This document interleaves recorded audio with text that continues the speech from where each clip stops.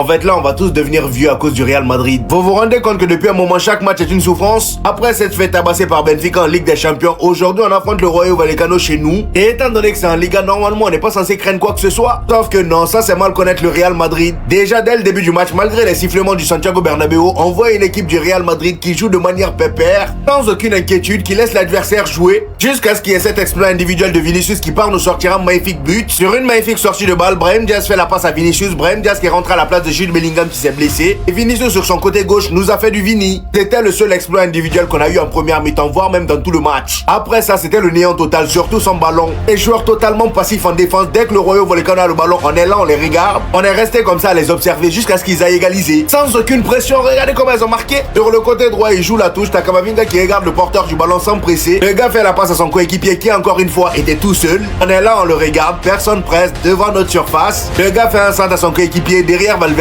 remise de la tête, but. Voilà, tout ça avec un Real Madrid observateur. Et juste après ça s'ensuit des séries de ratés. Kylian Mbappé qui rate, Rodrigo qui rate. Et par coup de chance, t'as le Rayo Vallecano qui prend un rouge. Et c'est là que commence le cirque du Real Madrid quand tout va mal. Se jeter dans la surface dès qu'on les souffle dessus. Regardez-moi ça. Deux joueurs qui font exprès de tomber dans la surface alors qu'on les touche même pas. Franchement, c'est honteux. Et bien évidemment, à un moment ou un autre, il fallait qu'il y ait pénalty pour le Real Madrid. On l'obtient. Et Kylian Mbappé qui était nul à chier depuis le début prend le pénalty et il le marque. Là, c'est le résumé du Real Madrid aujourd'hui. C'est tellement pitoyable. Et vous allez vraiment vous en prendre à lui? Le Real Madrid gagne ce match à la fin alors qu'on était sur le point de dire au revoir au championnat, ce qui est littéralement une dinguerie, puisque forcément il n'y a pas assez de problème comme ça. On nous met 9 minutes de temps additionnel contre une équipe du Rayo Vallecano ayant un carton rouge, possédant sur le même terrain les offensifs Brahim Diaz, Gonzalo Garcia, Rodrigo, Vinicius, Mbappé. Mais tout ce qu'on sait faire, c'est essayer d'aller chercher des pénaltys. Pas une fois, pas deux. Ça dépasse tellement l'entendement. De se rendre compte à quel point on est ridicule contre une équipe du Rayo Vallecano qui vient de prendre 3-1 le dernier match contre Osasuna, contre une équipe qui en plus de ça n'a pas remporté un seul match depuis la 10e semaine du championnat.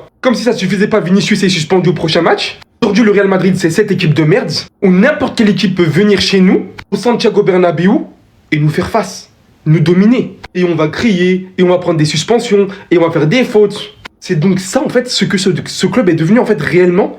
C'est ce club là que j'ai supporté durant toute ma vie. Et il y a des gens qui vont venir me dire t'es un faux supporter, Les gars, en fait je crois que vous vous rendez pas compte. Vous vous rendez pas compte, je pense, qu'encore une fois, tous les supporters madrilènes étaient en train de rejeter la faute sur Mbappé, qui a raté ce tir qui est d'ailleurs très trompeur, puisque le défenseur était en train de glisser, donc il pouvait pas tirer à terre, mais bien sur la transversale. Et pour tout le monde, donc c'était donc normal de tenir coupable un mec qui marque un but sur 3 tirs, statistiquement parlant. Bien que ça soit lui qui, en plus de ça, sauve le Real Madrid à la fin du match sur son penalty. Et tout ça pour dire que finalement, le Real Madrid ne sait toujours pas construire un véritable but. Franchement, faut être honnête et sincère. Pour moi, il y a clairement penalty. Mais le débat, il est même pas ici. Parce que je peux vous le montrer sur plusieurs angles. Pour moi, la faute, elle est indéniable. Mais la vérité, c'est que le Real Madrid aujourd'hui n'a cherché que ça. Ici, Mbappé a voulu tomber pour avoir un penalty. Et j'ai pas retrouvé les images. Mais Mbappé et Vinicius aujourd'hui, en termes de simulation, ils ont fait fort.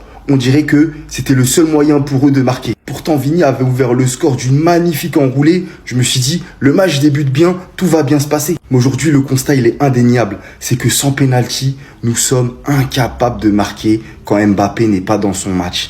Et ça, c'est un énorme problème. Surtout quand tu joues face au 16e de Liga. Et on utilise souvent cette image pour troller le temps additionnel jusqu'à que le Real Madrid marque.